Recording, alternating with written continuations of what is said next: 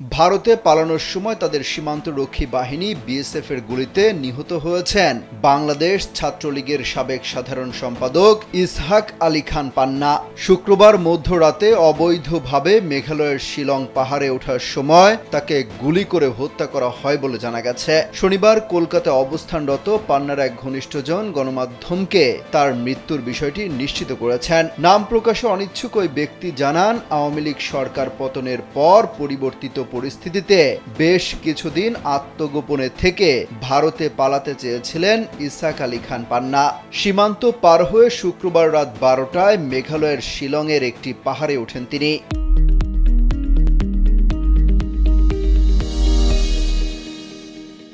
পাহাড় পার হয়ে উপরে যাওয়ার চেষ্টার সময় তাকে গুলি করে বিএসএফ। তবে এর আগে শোনা যায় তিনি পাহাড়ে ওঠার সময় হৃদরোগে আক্রান্ত হন, এতেই তার মৃত্যু ঘটে। 1994 সালে ছাত্রলীগের সাধারণ সম্পাদক নির্বাচিত হন ইসহাক আলী খান পান্না। 2012 সালের সম্মেলনের পর ইসহাক আলী খান পান্না আওয়ামী লীগের কেন্দ্রীয় উপকমিটির সহ সম্পাদক হন।